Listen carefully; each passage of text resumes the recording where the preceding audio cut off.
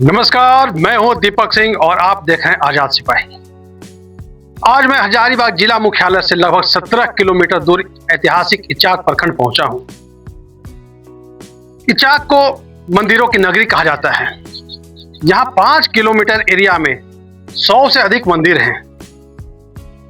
यहां के राजा कभी धार्मिक प्रवृत्ति के हुआ करते थे, जिनका धर्म से काफी लगाव था। उन्होंने इचाक में 100 से अधिक मंदिर का निर्माण करवाया। सबसे बड़ी बात यह है कि जहां मंदिर बना वहां तालाब भी है। मैं एक ऐसे ही ऐतिहासिक धरोहर के पास पहुंचा हूं जिसका नाम सूर्य मंदिर इचाक है। यह आस्था का केंद्र भी है। ऐसा कहा जाता है कि रामगढ़ राजघराने के राजा यहां पूजा करने आते थे। इससे पूर्व बगल में स्थित तालाब में नहाते थे। उसके बाद भगवान भास्कर का पूजा करते थे। मैं जानूंगा यहाँ के पुजारी से कि क्या है इस मंदिर की विशेषता।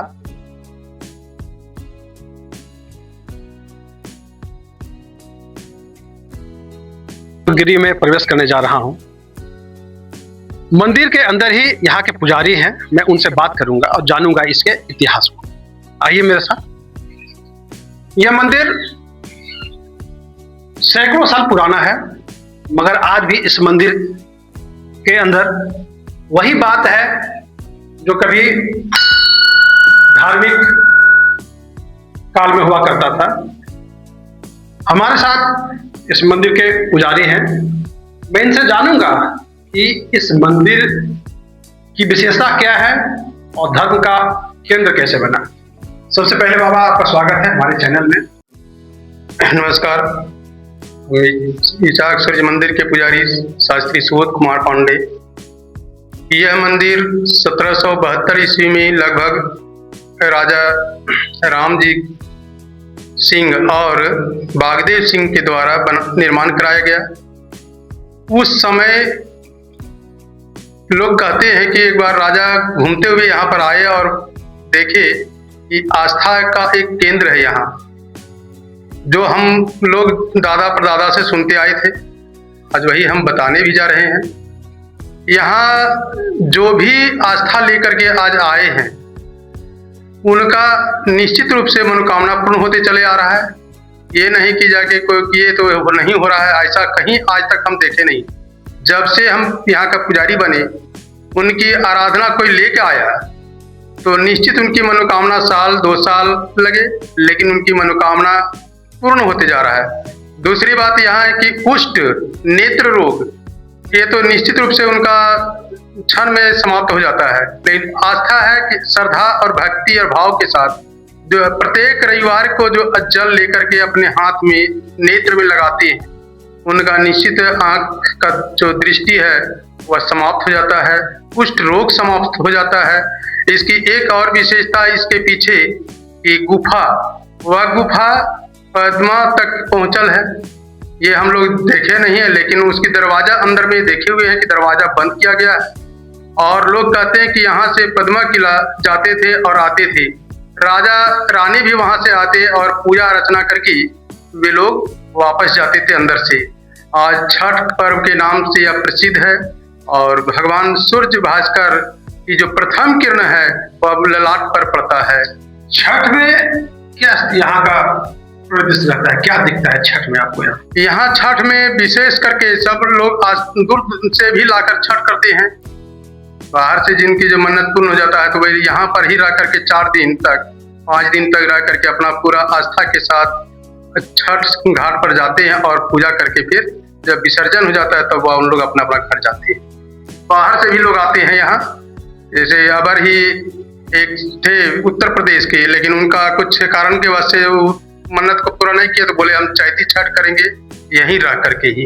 उनकी मनोकामना पूर्ण हो गया। वो निराश हो गए थे कि अब हमारे यहाँ कोई संतान नहीं होगा। मतलब यहाँ दोनों छठ में, चैती और कार्तिक दोनों छठ में यहाँ का प्रदर्शन होता है, देखने को मिलता है।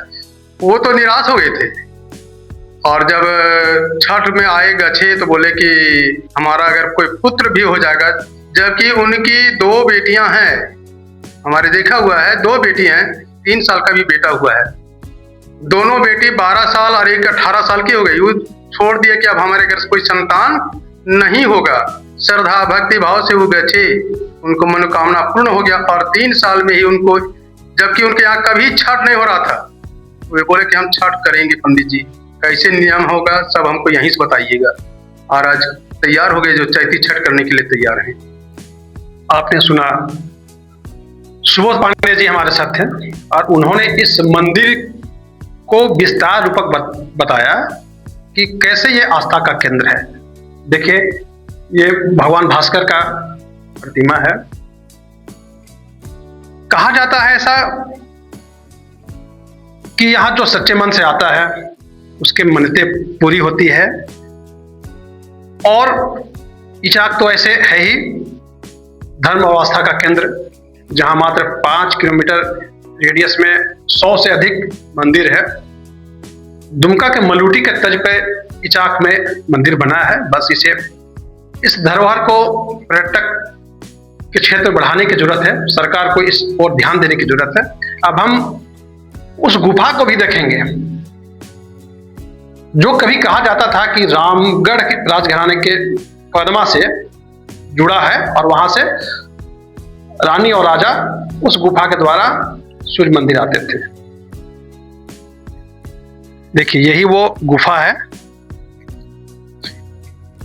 जिसे कहा जाता है कि इसका कनेक्ट पदमा से है और राजा और रानी यहाँ इसी गुफा से इस मंदिर में प्रवेश करते थे।